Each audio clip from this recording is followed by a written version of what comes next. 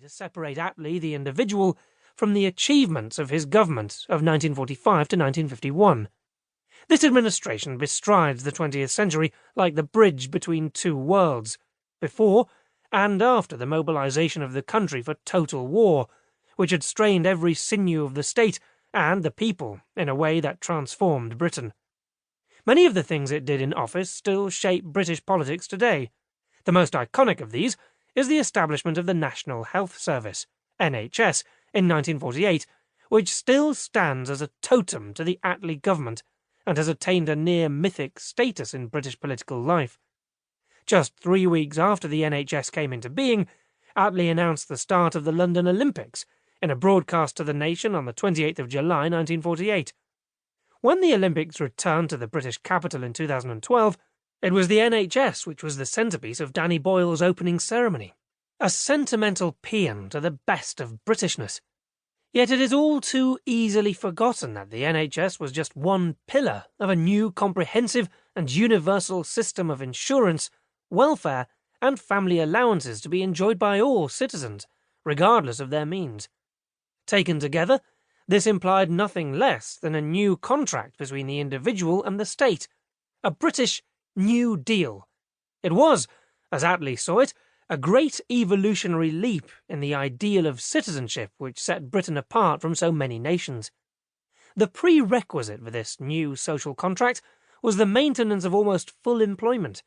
In material terms alone, this was a revolutionary break from the 1930s, when, at the height of the Great Depression, unemployment had peaked at 3.5 million, with as many as 70% out of work in some of the hardest-hit areas. That this became known as the post-war consensus did not fully convey the long and often bitter struggles that had preceded it. The emergence of the labour movement at the end of the 19th century, the battle for trade union rights and social insurance, the sense of betrayal experienced by thousands of ex-servicemen after 1918, of which Attlee was one, through to the general strike of 1926 and the hunger marches of the mid-30s. For Attlee, it was the most remarkable story that many of the things that he and his comrades had made the case for since the early 1900s, addressing tiny gatherings on street corners or at the gates of the East London docks, were finally embraced by the majority of the electorate and significant portions of the establishment. If this was a new consensus, it was to be welcomed. There followed many other changes from 1945 to 1951 which, taken together, amounted to a transformation of the basis of British political, economic, and social life. Much of this was experimental.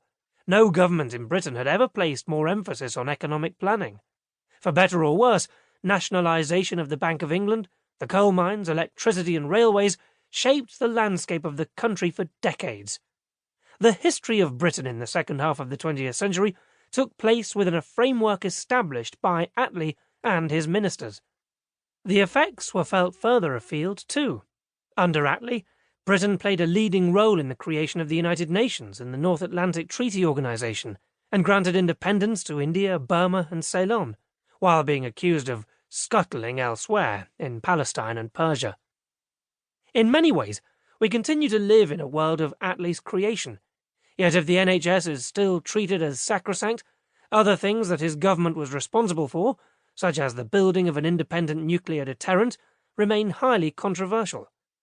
Attlee's legacy has been contested by many since, most obviously by conservative critics of the post-war consensus, who decried the heavy financial cost of the new welfare regime, bemoaned the failure to modernise British industry, and condemned the unprecedented interference of the state in social and economic life, but also by many of those on the left who were frustrated by what they perceived as Attlee's steady pragmatism, who questioned his bona fides as a true socialist and argued that he missed the opportunity for genuine revolution in favour of mild reform. Even some of the eulogies for the Attlee government are pointedly selective in what they celebrate. Typical of such cherry-picking was The Spirit of 45, a 2013 documentary film by the socialist director Ken Loach, based on footage from the election of that year, which focused on the creation of the NHS, the provision of social housing, and the nationalisation of the mines, but barely touched on foreign affairs, failing to mention Ernest Bevin, the Foreign Secretary, or the $3 billion